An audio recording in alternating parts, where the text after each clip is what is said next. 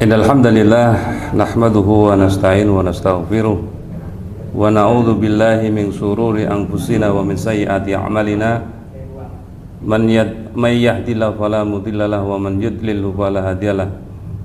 Asyhadu an la ilaha illallah wahdahu la syarikalah wa asyhadu anna Muhammadan abduhu wa rasuluh. Allahumma shalli wa sallim wa barik ala nabiyyina Muhammadin wa ala alihi wa ashabihi wa man tabi'ahum bi ihsanin ila yaumiddin, amma ba'd.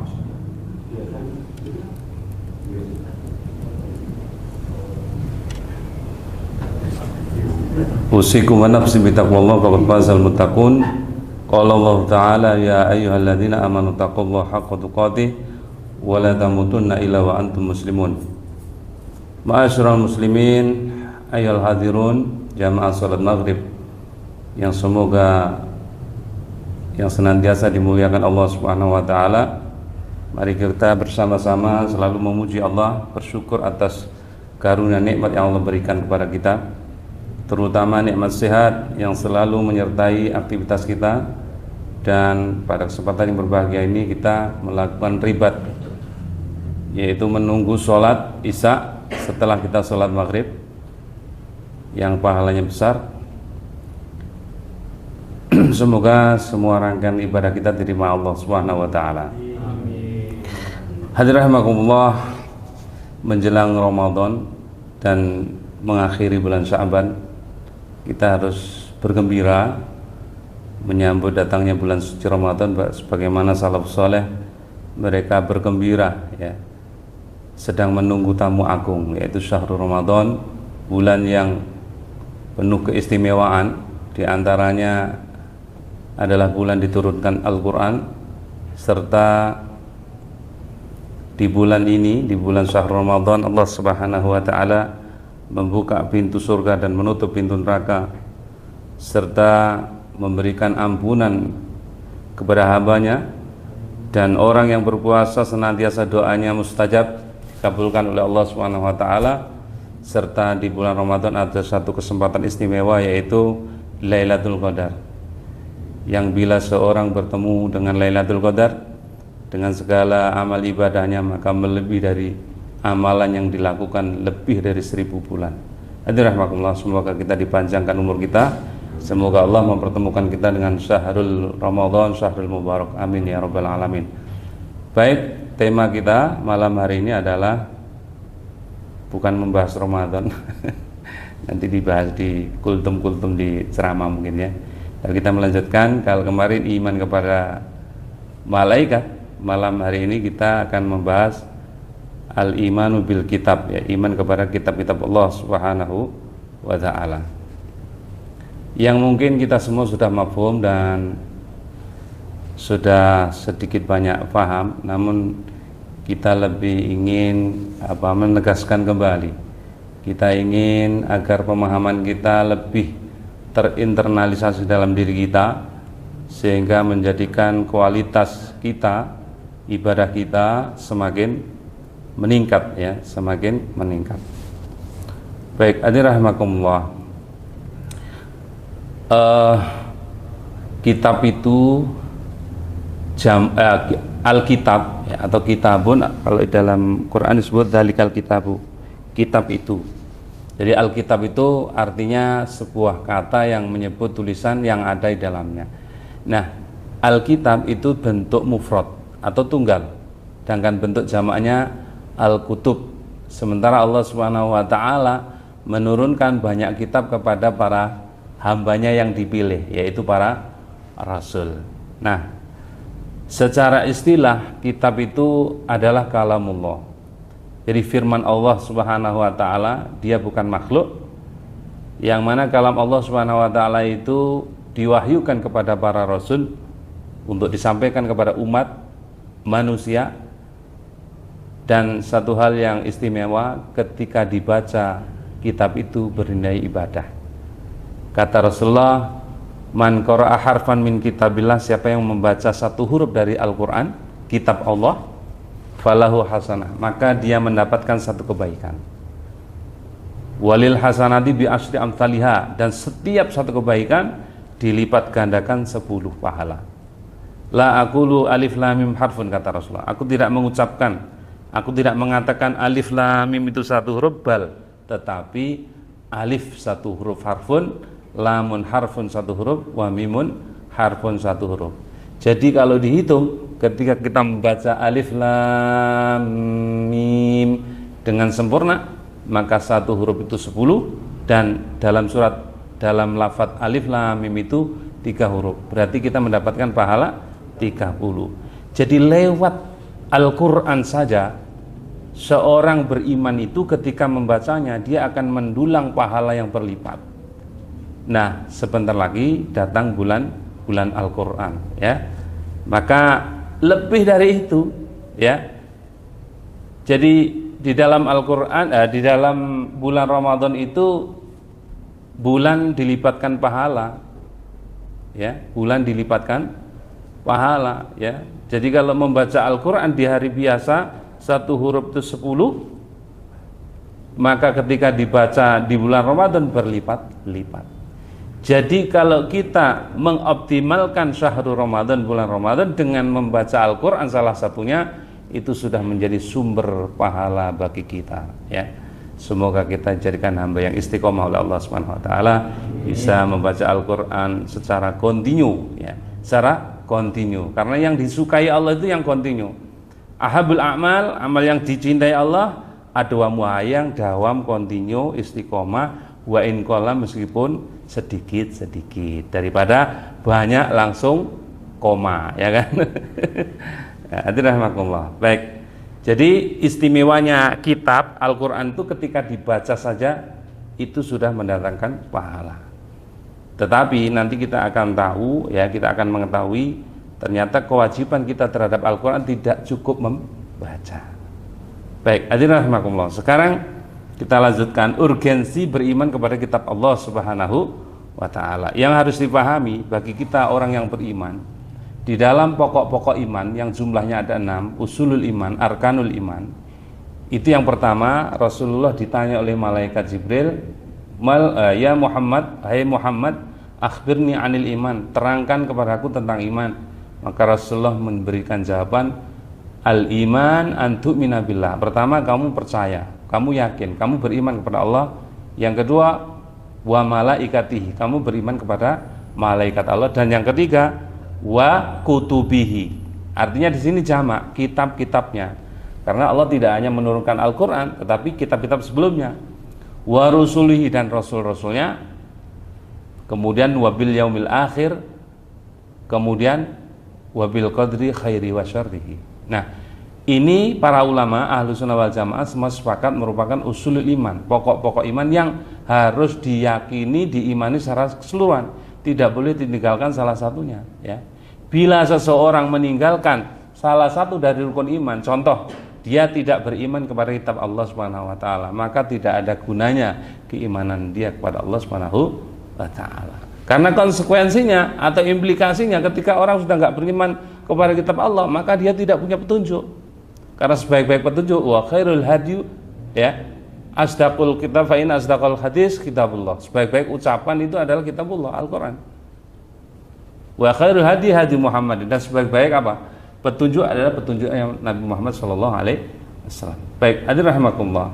Di dalam Al-Qur'an surat Al-Baqarah Allah mengatakan syahrul Ramadan alladzi unzila fihil Qur'an. Bahwa bulan Ramadan itu bulan diturunkannya Al-Qur'an, ya. Hudal linnas, yang fungsi Al-Quran itu hudal linnas, petunjuk bagi manusia. Wa may ya'tasim billah faqad hudiya ila siratal mustaqim. Siapa yang mengikuti atau siapa yang berpegang kepada Allah, berpegang teguh kepada Allah, artinya Al-Quran, faqad hudiya, dia telah diberikan petunjuk, ditunjuki ila siratim mustaqim, menuju jalan yang lurus, jalan yang selamat. Sebaliknya, ya, mafhum mukhalafahnya, barang siapa yang tidak mengambil Al-Quran sebagai petunjuk, maka tidak ada jaminan dia selamat menuju jalan yang lurus. Hadirin rahimakumullah. Nah, ini pentingnya beriman kepada kitab Allah Subhanahu wa ta'ala. Allah Subhanahu wa ta'ala setelah menciptakan makhluk yang namanya manusia ini, tidak hanya memberikan kesehatan, rezeki, tetapi lebih dari itu Allah memberikan petunjuk, yaitu Quran, huda linnas. Al-Quran itu Allah turunkan fungsinya sebagai petunjuk bagi manusia agar manusia itu hidupnya selamat dunia dan akhirat. Agar manusia itu apa yang dia lakukan, ya, segala macam bentuk ibadahnya sesuai dengan kehendak Allah Subhanahu wa taala. Nah, Allah Subhanahu wa taala menurunkan Al-Qur'an itu juga sebagai bentuk kasih sayang Allah Subhanahu wa taala kepada hambanya, ya. Coba kita bayangkan ketika manusia tidak punya petunjuk, apa yang terjadi, Pak? Yang terjadi adalah penyimpangan, ya. Dari segi perilaku saja mereka jauh daripada petunjuk, sehingga kal-an'am, bisa jadi seperti binatang, ya kan? Tidak tahu mana yang halal, tidak tahu mana yang haram, tidak tahu mana yang benar, tidak tahu mana yang salah, ya. Ini ketika manusia hidup tanpa petunjuk pasti seperti dalam kegelapan, ya, tidak punya lampu, tidak punya cahaya. Baik, hadirin rahimakumullah. Nah,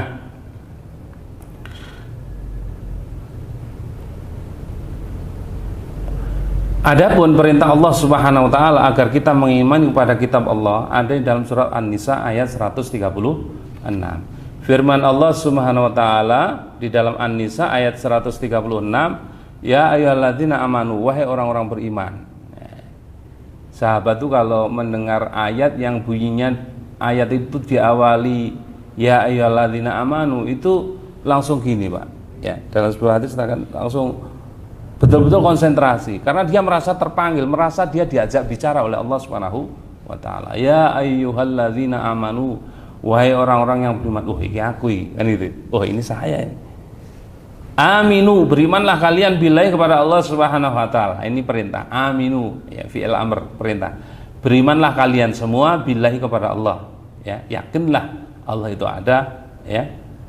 Percayalah Allah Subhanahu wa taala itu Rabb semesta alam dan seterusnya dan seterusnya. Wa rasulihi, dan berimanlah kamu kepada Rasulullah, wal kitabi, dan berimanlah kepada kitab alladzi nazzala ala rasulih, yang Allah turunkan kepada rasulnya Muhammad atau rasul sebelumnya, wal kitabil ladzi anzala min qabl, dan berimanlah kepada kitab yang Allah turunkan kepada sebelumnya, sebelum Rasul Muhammad sallallahu alaihi wasallam. Nah, resikonya Bapak Ibu rahimakumullah, wa may yakfur billah, siapa yang kufur, ingkar kepada Allah, tidak percaya kepada Allah, wa malaikatih, dan tidak percaya kepada malaikat, ingkar, wa kutubi, dan mengingkari, tidak mempercayai, tidak mengimani kitab-kitab Allah, wa rusulih, dan rasul-rasulnya, wal yaumil akhir, dan juga tidak percaya dengan hari akhir, faqad dhalla dhalalan ba'ida, kata Allah, maka sungguh dia telah sesat sejauh-jauhnya.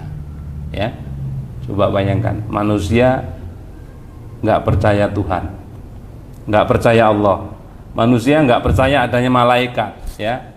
Padahal Allah Subhanahu wa taala mengatakan dalam surat Qaf, ma yalfidhu min qaulin illa ladaihi raqibun atid. Tidak ada satu ucapan yang keluar dari lisan seorang illa, melainkan ladaihi, di sisinya, di kanan kirinya ada raqibun atid, sehingga menjadikan hamba orang beriman tersebut waspada, ya, takut melakukan keburukan. Nah, kalau orang sudah nggak percaya terhadap malaikat, ya sudah, ya, dia akan berbuat mengikuti keinginan nafsunya. Kalau sudah seperti itu, maka ya sudah dipastikan kalau nafsu dijadikan Tuhan, ya, dia ikuti. Maka kata Rasulullah, inna nafsa, atau kata Allah, inna nafsa la amaratum, nafsu itu condong atau cenderung melakukan keburukan. Maka kan ketika ada orang yang tanya, kalau kenapa Pak Ustadz, kalau dalam hadis tadi dikatakan bahwa Ramadan itu, bulan Ramadan, pintu neraka, pintu surga dibuka, pintu neraka ditutup, wasufidatis syayatin, setan dibelenggu. Kok masih ada orang berbuat maksiat? Nah, ya kan? Nah, ini kata Allah, inna nafsa la amaratum bisu. Karena apa? Nafsu lebih condong kepada keburukan. Mungkin dia punya kebiasaan berbuat maksiat sebelumnya, sehingga sulit, harus dia perangi, ya. Hadirin rahimakumullah. Nah, resiko konsekuensi kufur terhadap kitab Allah tadi, faqad dhalla dhalalan ba'ida, ya.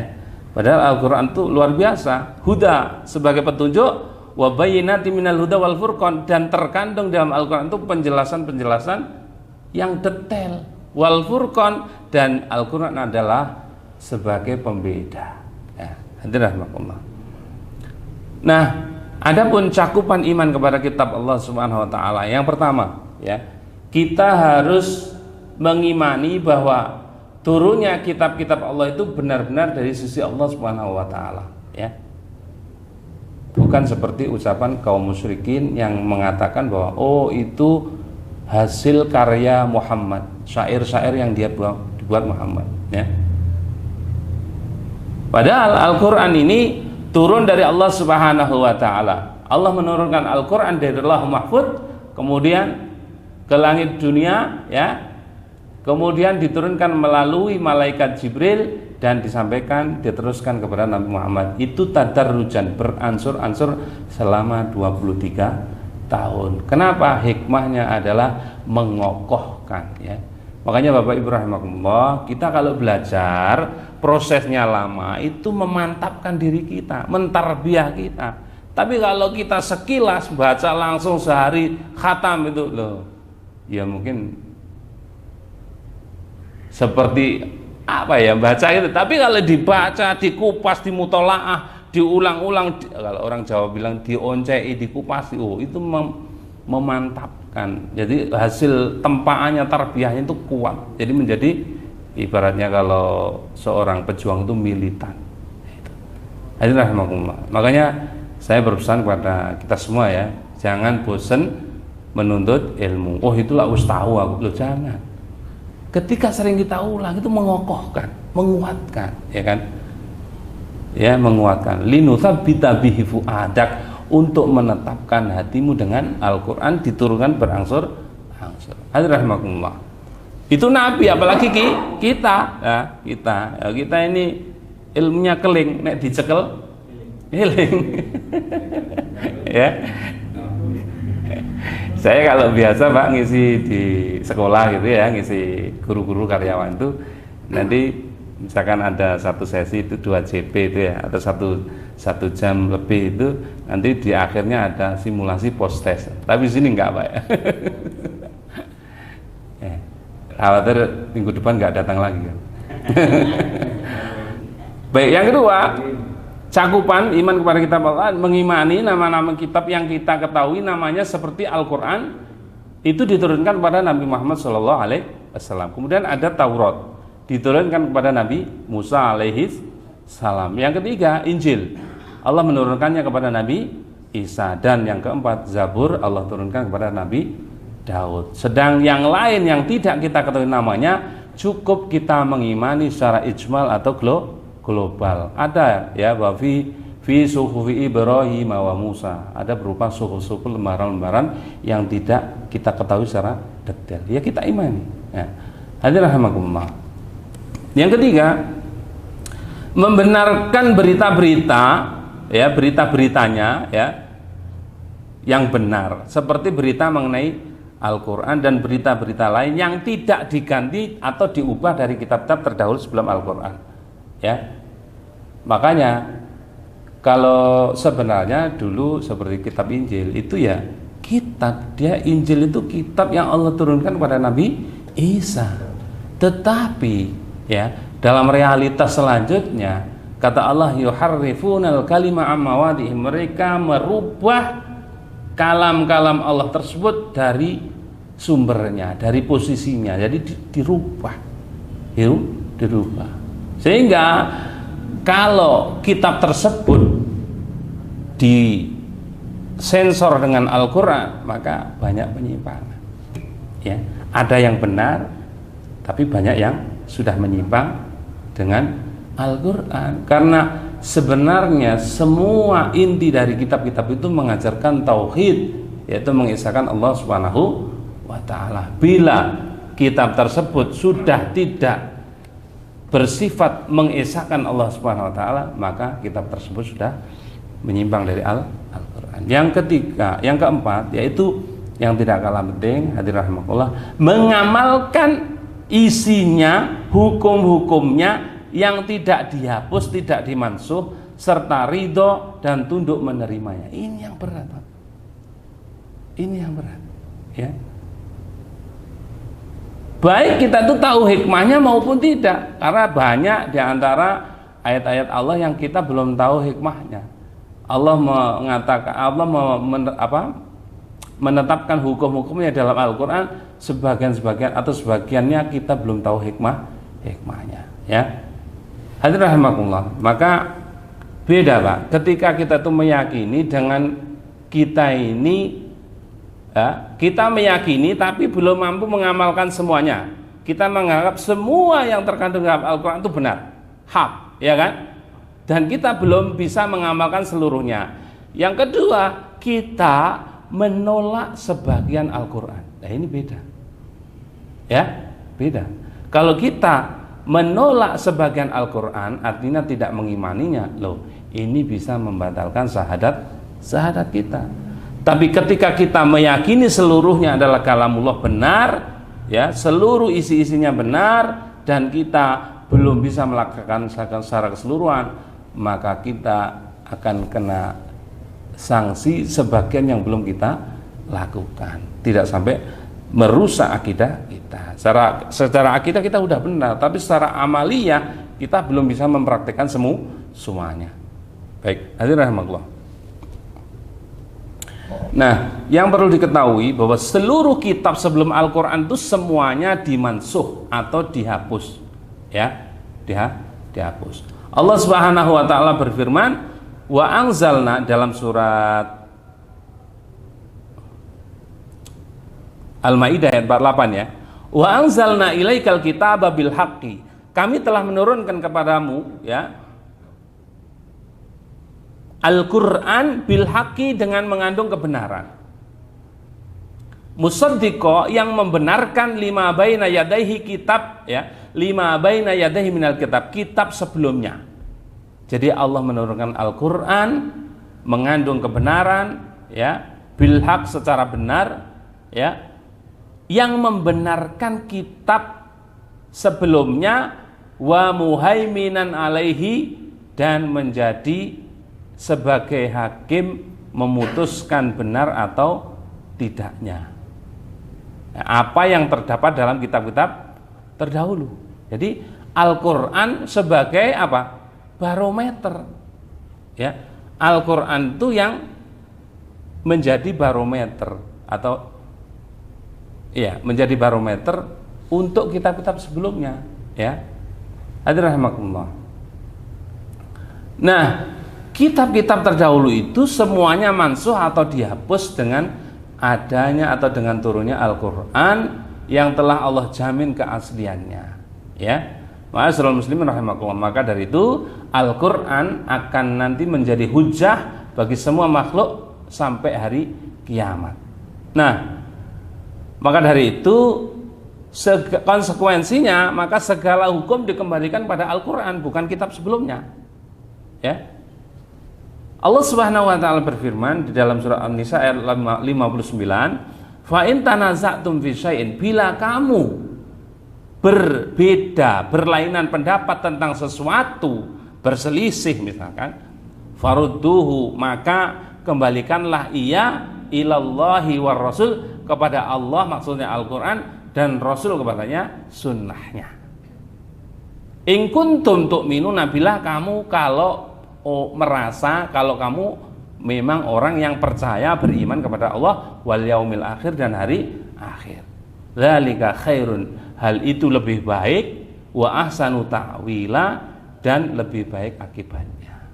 Nah, berdasarkan di dalam ayat tersebut, Bapak Ibu rahimakumullah, bila kita ada perselisihan dalam satu urusan, maka solusinya disuruh kembali kepada bagaimana Allah memutuskan, bagaimana Rasulullah memutuskan. Nah, ini bagi orang beriman, ya. Nah, hadirin rahimakumullah. Selanjutnya, setiap Rasul itu memiliki kitab, ya. Setiap Rasul memiliki kitab. Dalilnya apa? Firman Allah dalam surat Al-Hadid ayat 25.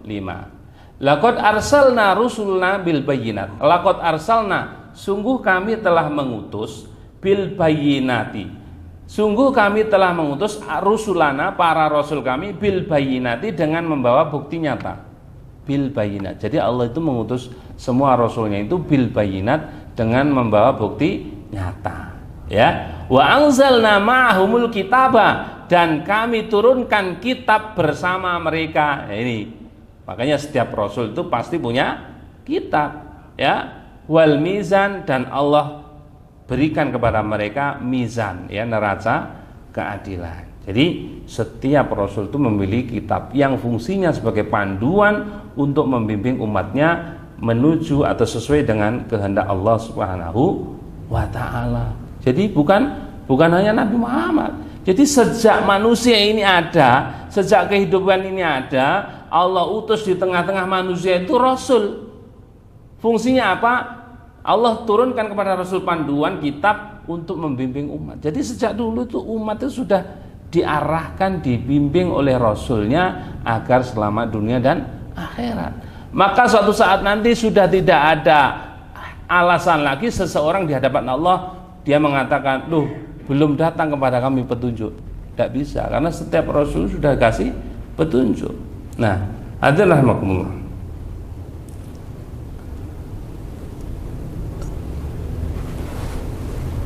Ada beberapa sikap manusia terhadap kitab yang Allah turunkan, ya.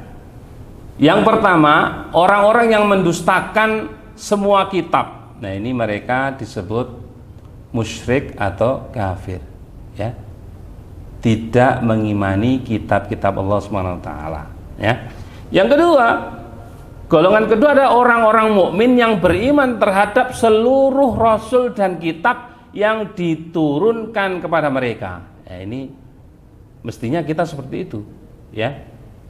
Orang beriman itu golongan kedua ada orang-orang beriman yang beriman kepada seluruh kitab-kitab yang Allah turunkan, ya. Kata Allah, amanar rasulu bima unzila ilaihi mir rabbi wal mu'minun. Jadi Rasul telah beriman kepada Al-Qur'an yang diturunkan kepadanya dari Tuhannya, demikian pula orang-orang yang beriman, ya. Kullun amana billahi wa malaikatihi wa kutubi wa rusul. Semuanya telah beriman kepada Allah, beriman kepada malaikatnya, beriman kepada kitabnya, dan beriman kepada rasulnya. Ya, adapun golongan yang ketiga yaitu orang-orang Yahudi dan Nasrani serta yang mengikuti jalan mereka. Mereka mengatakan, nu'minu bima unzila alaina. Kami hanya mengimani kepada apa yang kami diturunkan kepada kami. Wa yakfuruna bima wara'ahu wa huwal haqqu musaddiqan lima. Dan mereka mengkufuri atau mengingkari kitab sesudahnya. Nah, wa huwal haqqu, padahal kitab sesudahnya itu adalah hak. Al-Qur'an itu hak, benar. Musaddiqan lima ma'hum, yang membenarkan apa yang ada pada mereka. Makanya dulu sebelum Nabi Muhammad SAW, ya, diangkat menjadi nabi, artinya belum ada nabi, yaitu belum muncul Nabi Muhammad SAW, mereka selalu bercerita, ya, di dalam kitab kita diterangkan nanti akan ada, ya, seorang nabi pelanjut Nabi Isa atau penutup para nabi, ya, ismuhu ya'ti min ba'di ismuhu Ahmad, akan tiba seorang nabi setelah mereka atau setelah Nabi Isa, namanya Ahmad. Nah, begitu Rasulullah Muhammad SAW muncul, Allah pilih, Allah angkat menjadi nabi, dan kabar itu tersebar sampai ke kalangan kaum musyrik, Yahudi Nasrani ini. Mereka apa? Mereka mengingkari. Dengan alasan apa? Karena yang diangkat menjadi nabi bukan dari golongan Bani Israel. Nah, hadirin rahimakumullah. Ini nu'minu bima unzila alaina, kami hanya beriman kepada kitab yang diturunkan kepada kami, wa yakfuruna bima wara'ahum, dan mereka mengingkari kitab sesudahnya. Nah, maka mereka itu hanya mengimani sebagian kitab dan mengkufuri sebagian kitab. Allah itu kemudian Allah berfirman, afatu'minuna bi ba'dil kitab. Apa kamu hanya mengimani sebagian kitab, wa takfuruna bi ba'din, dan kamu mengingkari sebagian yang lain, kitab yang lain. Kalau orang Islam kan, orang beriman kan mengimani seluruh kitab, ya kan? Nah, maka fama jazaa'u may yaf'alu dzalika minkum. Siapa di antara kalian melakukan hal itu, beriman kepada sebagian, mengkufuri kepada sebagian, tidak mendapatkan balasan kecuali khizyun fid dunya, kehinaan di dunia, ya, khizyun fil hayatid dunya, kenistaan, kehinaan dalam kehidupan dunia, wa yaumal qiyamah, nanti pada hari kiamat orang yang mengimani sebagian kitab dan mengkufuri sebagian kitab, yuraduna ila asyadil adzab, akan dikembalikan kepada azab yang paling pedih. Wa mallahu bighafilin amman ta'malun, dan Allah tidak pernah lengah terhadap apa yang kalian kerjakan. Nah, jadi konsekuensinya ya mendapatkan azab dari Allah Subhanahu wa taala. Karena apa? Mengimani sebagian kitab dan mengkufuri sebagian kitab. Baik, hadirin rahimakumullah. Nah, jadi dengan mengkufuri sebagian itu artinya sama saja mereka mengkufuri terhadap semuanya. Ya.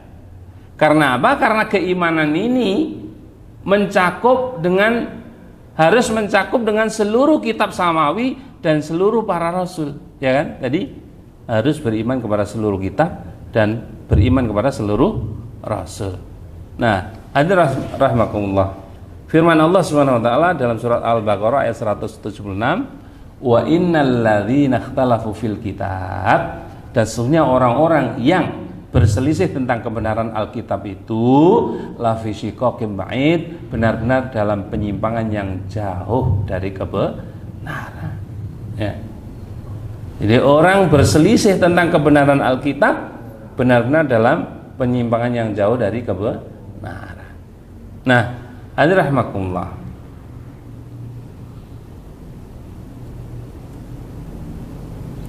nah, sekarang kewajiban kita adalah mengimani Al-Quran dengan benar, sebagaimana yang dijelaskan oleh Syekhul Islam Ibnu Taimiyah, termasuk keimanan kepada Allah dan kitab-kitabnya, yaitu beriman bahwa Al-Quran merupakan kalam Allah yang diturunkan dan bukan makhluk. Jadi Al-Quran itu kalamullah, bukan makhluk, ya. Kalau suara kita makhluk, Pak, ya kan? Kita ini buatan Allah, suara kita juga makhluk kan? Tapi ayat Al-Quran, ya, meskipun di dalam mushaf itu Al-Quran kita buka terus kita baca, lah ayat itu kalamullah, ya.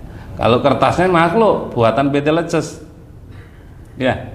Hadirin rahimakumullah, Al-Quran berasal darinya dari Allah dan akan kembali kepadanya. Jadi Allah Ta'ala berbicara secara hakiki, dan sesungguhnya Al-Quran yang diturunkan kepada Nabi Muhammad merupakan kalam Allah yang hakiki dan bukan kalam selainnya. Nah, hadirin rahimakumullah, berikutnya yang harus kita pahami bahwa Al-Quran ini dalam pandangan Islam, dalam pandangan ya Al-Quran itu sendiri, bahwa Al-Quran itu sumber hukum. Jadi Al-Quran ini tinggi, makanya tidak boleh ada orang meletakkan Al-Quran di bawah makhluk, di bawah buatan manusia. Misalkan ada hukum yang lebih tinggi daripada Al-Quran, loh, secara akidah dia bisa rusak, bisa batal, ya kan? Makanya sebaiknya, lebih khusus orang beriman itu mestinya ketika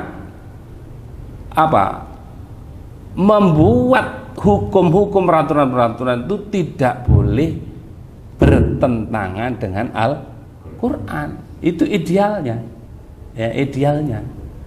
Makanya saya katakan khusus orang beriman, ya, yang dipraktekkan untuk orang-orang beriman itu mestinya aturan-aturannya tidak boleh bertentangan dengan Al-Quran, ya.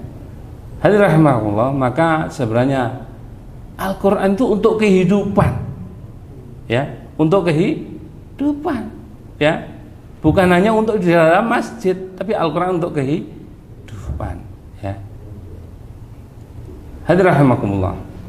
Nah, wa yauma nab'atsu fi kulli ummatin syahida 'alaihim min anfusihim. Kata Allah, dan ingatlah akan hari ketika kami bangkitkan pada tiap-tiap umat seorang saksi atas mereka dari mereka sendiri. Waji'na bika syahida 'ala haula'i, dan kami datangkan kamu wahai Muhammad menjadi saksi atas seluruh umat manusia. Wa nazzalna 'alaikal kitaba, dan kami telah menurunkan Alkitab, Al-Qur'an kepadamu tibyanan, sebagai atau berfungsi menjelaskan, menjawab likulli syai'in, segala sesuatu persoalan. Jadi Al-Quran itu tibyanan likulli syai', menjelaskan segala sesuatu. Wahudan, dan Al-Quran itu petunjuk, warahmatan serta rahmat, wabusro, dan kabar gembira lil muslimin, bagi orang-orang muslim yang berserah diri kepada Allah Subhanahu wa taala. Luar biasa, Pak. Di sini kalau kita ulangi lagi ya. Wa nazzalna 'alaikal kitaba, kami telah menurunkan kepadamu wahai Muhammad al-kitaba, Al-Qur'an, tibyanan, yang menjelaskan likulli syai', segala persoalan. Wa huda, menjadi petunjuk, wa rahmatan, sebagai rahmat, wa busra, menjadi kabar lil muslimin, kabar gembira bagi orang-orang muslim. Hadirin rahimakumullah. Jadi inilah yang pernah dijalankan oleh baginda Rasulullah SAW ketika beliau menjadi nabi dan sekaligus Amirul Mukminin, Rasulullah mengatur rakyatnya dengan Al-Qur'an. Subhanallah. Berikutnya, Al-Quran itu akan senantiasa dijaga oleh Allah Subhanahu wa ta'ala, biarpun banyak orang yang tidak senang dengan Al-Quran dan berusaha untuk mengubah Al-Quran, tidak pernah berhasil. Karena Allah berjanji, inna nahnu nazzalna dzikra, sungguhnya kami yang telah menurunkan Al-Quran, wa inna lahu lahafidun, dan kami pula yang akan senantiasa menjaganya. Jangan khawatir, Pak, jangan khawatir, Di antara cara Allah menjaga Al-Quran itu, Allah ilhamkan kepada kaum muslimin, ada yang dimampukan menghafal Al-Quran, Baik. Terakhir, kulla ini ijtama'atil insu wal jin. Katakanlah, lain sekiranya ijtama'atil insu wal jinnu, manusia seluruhnya dan jin berkumpul, bersatu padu, ala ayat bimithli hadzal Qur'an, untuk membuat yang semisal dengan Al-Qur'an, la ya'tuna bimithli, mereka tidak sanggup membuat yang semisal dengan Al-Qur'an. Walau kana ba'duhum li ba'din dhahira, meskipun mereka saling membantu satu sama lain, tidak akan mampu, Ma'asyiral muslimin rahimakumullah, Al-Quran luar biasa. Maka kewajiban kita terhadap Al-Quran adalah yang pertama, membaca Al-Quran sekaligus menghafalnya meskipun sedikit. Mangkana innalladzi laisa lahu fi jawfi syai'un minal Qur'an kal baitil kharib, sungguhnya orang yang tidak punya hafalan sama sekali maka bagaikan rumah yang roboh. Kulhu gak hafal misalkan, minimal kita sedikit, kulhu minimal, trikul, duhur trikul, asar trikul, isya trikul, itu standar minimal, Pak, jadi minimal, itu gak boleh ditawar. Masuk kulhu gak apa lah, kata sholatnya mau coba. Syukur-syukur sebenarnya, Pak, menghafal Al-Quran itu mudah sekali, mudah sekali, Jenengan kalau nggak percaya, yang belum pernah hafal surat An-Naba siapa? Semua, Tak kasih triknya, Pak, Coba tirukan saya 5 kali, pasti jenengan hafal, Amma yatasaalun, amma yatasaalun, amma yatasaalun, amma yatasaalun, amma yatasaalun. Coba ulangi Pak. 5 detik hafal 1 ayat, luar biasa ya. 5 detik hafal 1 ayat. Jadi sebenarnya walaqad yassarnal qur'ana lidzikri fahal mim muddakir, kata Allah, sungguh kami telah mudahkan Al-Qur'an untuk dihafal. Pertanyaannya, fahal min muddakir, mau apa enggak? Nah, gitu. Baik, hadirin rahimakumullah. Jadi kewajiban kita membaca dan menghafal Al-Qur'an. Yang kedua, mentadaburinya dan mempelajari isinya, ya. Karena kalau cukup cuma dibaca, kadang lelah di lisan.